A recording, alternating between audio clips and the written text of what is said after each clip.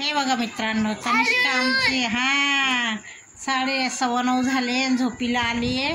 आणि इथे हिमांशूचं काय चाललंय काय माहिती, मोबाईल आहे का काय, टी व्ही बघतोय म्हणतो. मी टी व्ही बघतोय आमचं हिमांशूचं.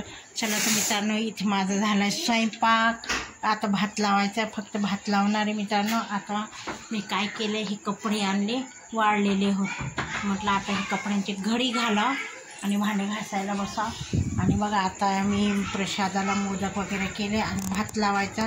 हे बघा महादेवाच्या मंदिरात गेली ती 5 पानांचा बेल आणला. चला आता ते धणे पण वाळून गेले बघा, कोथिंबीर वाळून गेली आहे. तर काय म्हणता मित्रांनो, काय नाही, आता वाजले स्वयंपाक थोडंफार राहिलेलं ते करू. भांडे घासणारे. चंद्रोदय आहे किती 9:30 वाजेचा. तर आता चंद्रोदय 9:30चा आहे. त्याच्या पुढे जेवण करायचं, भांडे घासायचे. आणि नेमका आज उपासाच्या दिवशी तनूचे पप्पा लेट येणार आहे. ते म्हटलं मी 11 साडे11ला येणार आहे, तुम्ही जेवण करून घ्या. म्हटलं बरं, मग आम्ही जेवण करून घेणार आहे. तर आता मी भात लावते, गरम गरम भात आणि कढी खाणार आहे. आमचा रात्रीच्या जेवणाचा बेत लई भारी आहे, कारण उपासाच्या दिवशी आम्ही कांदे वगैरे असलं काही खात नाही. हे बघा तनिष्का मध्ये आली, कसली खराब झाली उन्हाळ्याने. मित्रांनो, उन्हाळ्याने नको नको झाले घरात. तर तुमच्याकडे पण उन्हाळा असेल तसं सांगा आम्हाला.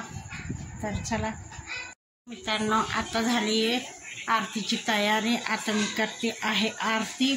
आणि बघा नैवेद्याचं ताट पण ठेवले, तवर होते कुकर थंड झालं मग मी भात लावणार.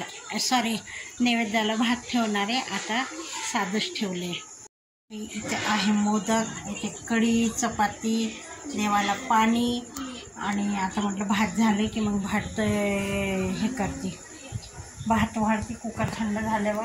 आणि इथे देवाची ताट ठेवले आरती करायला.